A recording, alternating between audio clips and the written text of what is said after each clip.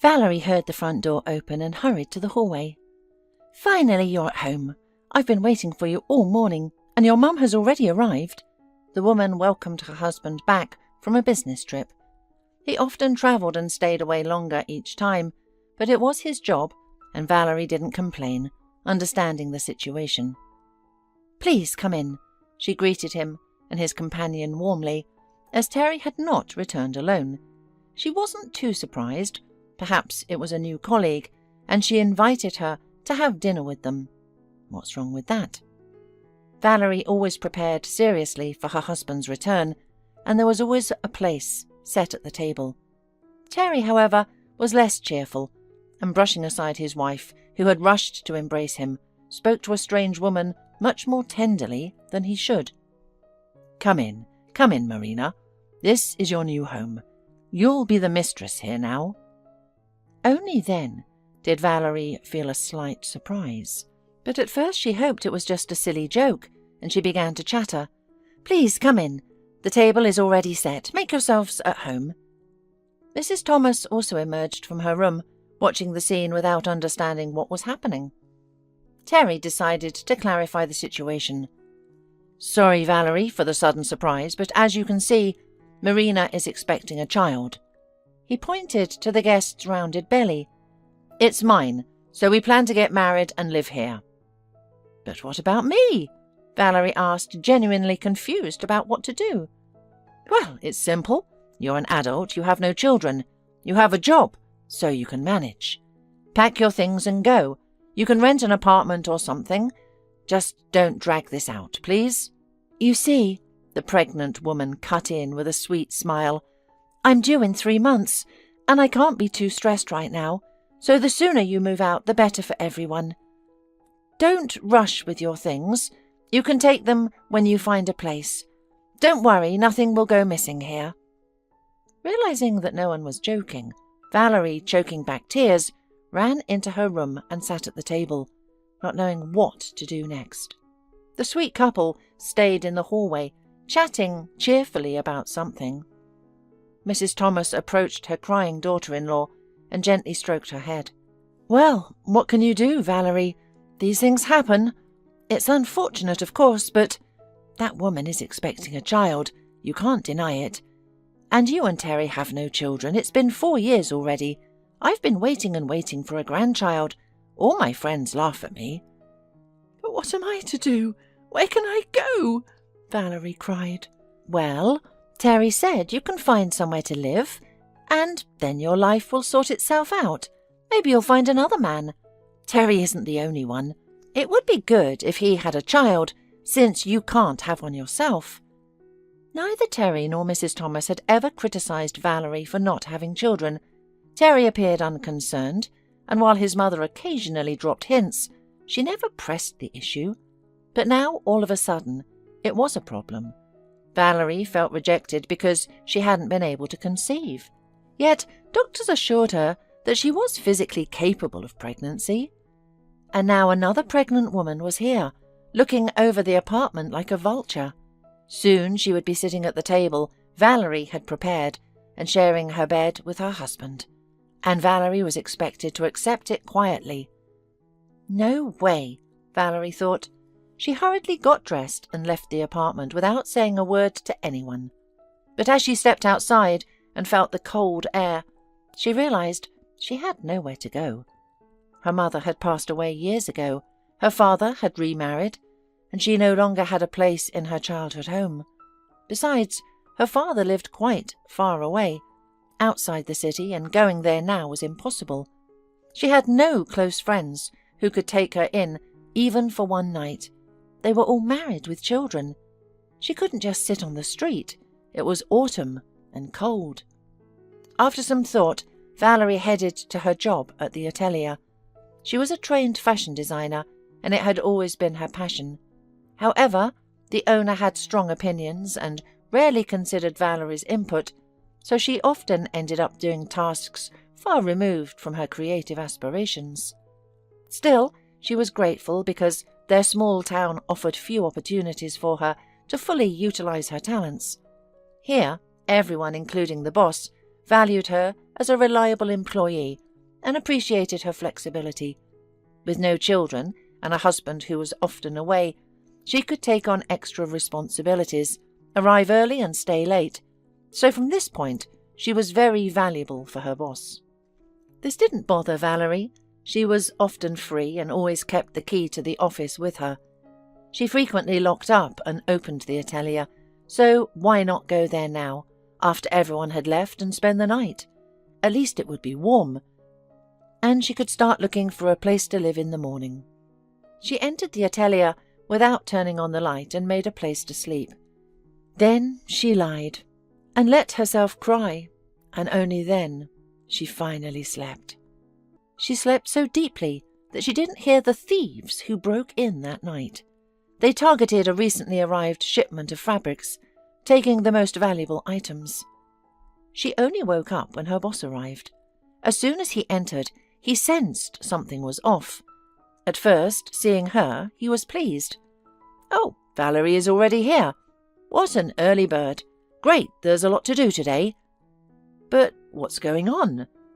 Why were you in the storeroom?" "I wasn't," Valerie replied, confused. "And why is the door open? Didn't you check it last night?" He went to the storeroom, looked around, and grabbed his head in shock. "We've been robbed!" "What do you mean?" Valerie asked, frightened. "I spent the night here. You see, my husband... Well, the situation at home is such that I had nowhere to spend the night. But I didn't hear anything. I was just sleeping." "How could you sleep through a robbery?" her boss demanded. "And how could you leave without locking the storeroom? How could you come at night and leave the door open?" "Mr. Wilson, I'm not to blame," Valerie insisted. "I locked everything before leaving, and when I came back, I locked everything too. Everything was in order." "Was in order, but not anymore. All the most expensive fabrics are gone, while you were sleeping peacefully. Or maybe you let the thieves in yourself, huh? Made a deal with them?" The boss looked at her predatorily. "What are you saying?" Valerie cried, frightened, realizing it would be difficult to prove her innocence. After all, she was the only one in the building, and she had the only key. Her boss would not relent. "Well, bravo. Here's what. I won't call the police. I don't want to send you to jail, but you'll have to pay for the stolen fabrics yourself. I don't care where you get the money, but you won't work here anymore. I've had enough losses." "But I'm not to blame," Valerie tried to explain. "You won't even listen to me." "No, I won't, because I know you'll try to justify yourself with lies. I don't have time for that. Now, I have to think about how to fulfill the orders and cover the losses. That's it. Go home and think about how you'll pay off the debt. But don't take too long. I don't have much time. And ask your accomplices to help you pay off what you have stolen." Valerie, crying, went out into the street. Everyone had betrayed her. Now she had no job, no home, nothing. But she had a huge debt that she, of course, could not pay. Her boss had said to go home and think. But how could he know that she had no home and no one to ask for help, because she had no accomplices and never could have? But could it be that misfortunes could pile up like this on one person? Judging by her life, it was quite possible. Valerie walked down the street, blinded by tears. In this state, she almost got into an even more serious trouble. She nearly stepped in front of a car. She walked onto the road without looking, and if not for the young man who literally pulled her back onto the sidewalk, she could have ended up in the hospital, at best, or worse. Valerie wiped away her tears and looked at the young man. He was a homeless stranger she had seen around a few times, when he looked for odd jobs at the atelier. She managed a bitter smile. "Thank you. You saved me." "You're welcome, but please be more careful. It's dangerous to be out like this." He looked at her with concern. "Did something happen? Some trouble?" Valerie smiled sadly through her tears. What could this man, who seemed to have his own struggles, do to help? But at least she could share her story with him. He would surely understand. "Yes, something happened," she sighed. "In one day, I lost my home, my job, and my money. I'm in a desperate situation now." She briefly told him about her misfortunes, not expecting help, but hoping for some sympathy. "That's quite a situation. Well, I hope you can sort things out with your husband. You can always file for a division of property. But as for your boss, you know, I often hang around near the atelier, and I saw insurance agents visiting him recently. That means he has his business insured, and if that's the case, he can't make you responsible for the debt." "How do you know all this?" Valerie asked, surprised. She had expected this vagrant to help her find a place to sleep at most. "I studied at a law school. Didn't graduate, though. I had to drop out. That's just how life turned out, but I know the laws and understand a thing or two. There's a decent pie shop nearby, and the owner is a very kind man. I think he might give you a job, and maybe even help with accommodation. By the way, I'm Austin." "I'm Valerie, but why would he help me?" the woman asked, skeptical. "No reason. He's just a good person. He helps many people. He helped me, for example, and I help him when I can. I still have some knowledge left." Together they entered the pie shop, and it turned out that the owner really could help. He listened to Valerie's story, gave her a bed in the room above the shop, and offered her a job. She admitted she had never made pies before, but knew how to cook and enjoyed it. "Well, that's great," the owner said. "It's not that hard." Valerie started working at the pie shop. She enjoyed her new life, and the staff at the pie shop grew fond of her too.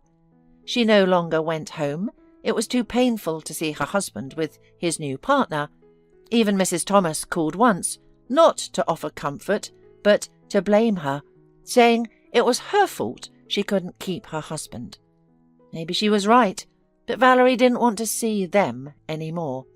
One day, however, she spotted her husband and his lover through the pie shop window. Austin happened to be nearby, and Valerie pointed them out to him. "Look, that's my husband and his new girlfriend." Austin looked and smirked. "I know her. That's Marina, my ex-fiancée. Because of her, I ended up in prison on false charges. 2 years behind bars, and after that, of course, no law school, nothing. So if that guy wasn't your husband, I'd advise him to stay away from her. But since he is, I can tell you one thing. He's in for a rough ride." "Oh, is she pregnant?" "Well, congratulations. But I think we'd better stay out of their sight." Meanwhile, the atelier owner, having discovered where Valerie worked, started visiting her or sending his people to remind her of the debt. He didn't mention that he had insured the atelier and was about to receive a large sum for the incident. However, Austin, seeing him one day, approached and said, "You shouldn't bother the woman if you don't want trouble. You have no right to demand compensation from her. You've received the insurance money." And that was true. Mr. Wilson had received a substantial amount, even exceeding the damages. But he didn't want to let poor and naive Valerie off the hook. Unable to stand by, Austin reported the atelier owner's actions to the police. An investigation was launched, revealing that the owner had staged the robbery himself. As a result, he was placed under investigation, and the insurance company put the atelier up for auction. Hearing this, Valerie was struck by a new idea. She could become the owner of the atelier herself, and using her talents, elevate it to a whole new level. However, regardless of how low the price might be, she had no money. None at all. Realizing this was her only chance, she decided to ask Mr. Hernandez, the pie shop owner, for a loan. She pleaded, saying she would accept any interest rate and sign any agreement. "I won't run away. I have nowhere to go. Believe me, I am sure I can revive the business and repay the entire debt within a year. And I will be forever grateful to you." It was an unusual request. Mr. Hernandez did not respond immediately. He pondered, which was natural, but after some thought he decided that Valerie was reliable and deserved a chance. After all, it was a shame to see such a good woman suffer. Besides, the amount was not that large, at least by his standards. So, Valerie became the owner of the atelier. She hired Austin as an assistant. A reliable man is always needed. Austin took on the duties of a loader and a guard. Valerie finally felt secure about the future and began actively preparing for the divorce, as Terry was strangely delaying it. Probably too busy with his young wife, but in reality, the man had a different problem. He started wondering why he had no children in his nearly failed marriage, while his mistress got pregnant almost immediately and did not tell him right away. Seeing the due date in her medical records, he realized that the dates did not add up. This led him to unpleasant thoughts, and soon he found her correspondence with some Craig, in which she said she couldn't wait to get all the money from Terry, who had believed, like a fool, that she was pregnant by him. The conversation with his mistress was difficult. He sent her back to Craig, realizing the mistake he had almost made, or perhaps already made, since Valerie was serious about the divorce. He understood that he did not want to lose someone who was making his life comfortable. Yes, she was convenient in every way. Terry rushed to his wife. "Valerie, darling, what divorce? Come back home. We were so happy together, and we will be happy again. Let's just forget about everything that happened. It was the biggest mistake of my life." "It would be my biggest mistake to believe you in return, but I'm not going to do that. I'm sorry, Terry, but I have a new life now, a very happy one, without you." Valerie was telling the truth. She was genuinely happy. She had a job she loved, her own business that she was eager to grow, and she was fully confident in her abilities. Moreover, a new feeling was stirring in her soul. She and Austin were growing closer. Valerie was pleased and wanted to make the whole world happy, except Terry, who had betrayed her so cruelly. One day, a boy of about 7 came to the atelier with an unusual request. "Excuse me, can you make me a Spider-Man costume for a school event? Everyone else will be bunnies and I want a good costume. I don't have any money, but I'm small, so it won't take much fabric or time to sew." "Of course, but why did you come alone? Where's your mum?" I don't have a mum. I live with my grandma, but she's sick and can't sew." The boy's request deeply touched Valerie. She immediately set to work, taking his measurements and finding the necessary materials. Then came the sewing, fittings, and during this time she grew very fond of the boy. She met his grandmother and decided to prepare the documents for adoption. There was only one problem. To become an adoptive mother, she needed to be married, but she had already divorced Terry and had no suitors, except perhaps Austin. She had long been fond of this young man and felt that he reciprocated her feelings, but he hadn't made any proposals. So Valerie decided to approach the matter indirectly, telling him about little Sean, her dream of becoming a mother, and finally Austin confessed his love and proposed. Soon they were married and adopted Sean, so she and Austin became a real family with a son, but not for long, as Valerie was already expecting a baby.